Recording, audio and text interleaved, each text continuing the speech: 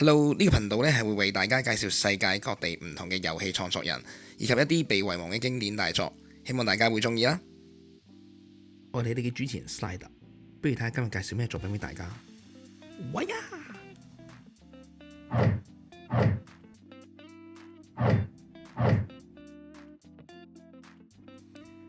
上次我哋講到西山咧點樣喺 Irem 運用佢嘅作品影響遊戲業界，而 Moon Patrol 開創咗全新嘅橫向卷軸技術，而成龍踢館就開創咗行路打交 game 嘅先河。正當大家都以為西山嘅事業咧如日方中，佢竟然呢個時候走咗去跳槽，而跳槽嘅公司咧正正就係大家都好熟悉嘅 Capcom。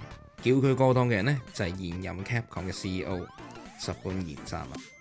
佢哋兩個點樣認識嘅呢？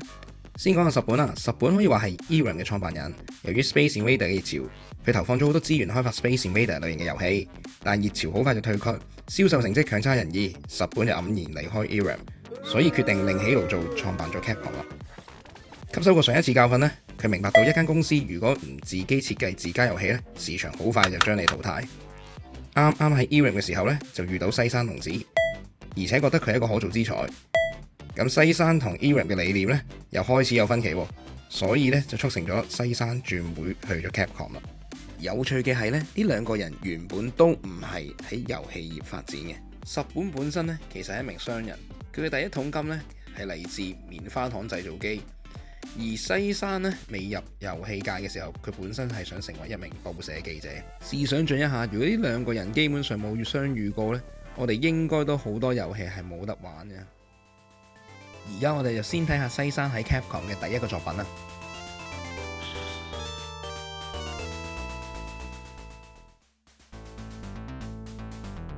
Session Set 可以話係加強版嘅 Moon Patrol， 加上成龍踢館影響呢，西山今次更着重於故事同人設方面嘅。故事係講述公元2X6年陸續進行侵略嘅巴蘭古爾帝國呢，終於蔓延到地球啦。主角係一個孤獨嘅宇宙戰士，要由 A 區殺到入 Z 區嘅敵方基地，破壞最終 boss 人工生命體 L-Ring。當你一睇到遊戲嘅主角同埋敵人嘅設定咧，以及遊戲嘅海報封面咧，你一定會聯想一套劃時代嘅電影嘅。如果你唔知邊套，咁我哋不如睇下呢套電影嘅預告啊！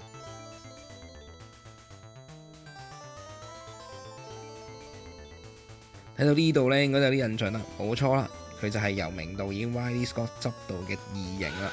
雖然當時嘅遊戲技術咧未必可以呈現到，但係遊戲的而且確無論喺人設以及海報封面設計咧，都有著好濃厚嘅異形影子啊。咁大家可能會問啦，點解會咁多宇宙題材嘅遊戲呢？其實如果大家都對歷史有認知咧，嗰個年代咧離唔開50到70年代美國同前蘇聯嘅太空競賽，呢個熱潮係全方位影響唔同嘅範疇嘅，包括1978年嘅 Space Invader 街機遊戲啦，1977年嘅 Star Wars 電影，1979年嘅高達動畫，呢股宇宙狂熱的而且確影響住70-80年代嘅遊戲技術。除咗運用咗 Parallax Scrolling 之外咧，西山更將橫向同縱向合二為一。重點咧係喺遊戲關接關嘅時候唔會因此拖慢，可以做到緊張刺激嘅連貫性。遊戲操作方面咧，紅色嘅太空人就係玩家啦。P 就等於玩家嘅生命 ，E-JOS 咧就係地圖。其實咧，你細心啲睇係由26個字母組成嘅。當打到去2set session 咧，打敗 L-Ring 咧就可以完成遊戲啦。Power Speed 嘅顯示就係玩家可以食道具嚟升級。操作方面咧係有8方位遙控杆啦，攻擊方向掣同埋攻擊掣嘅。食道具方面咧就分別有 B、P、S。B 就等於可以增加分數啦。P 就可以增加武器火力 ，S 就增加速度嘅。而家就等我運用學到嘅技術咧，示範俾大家睇下啦。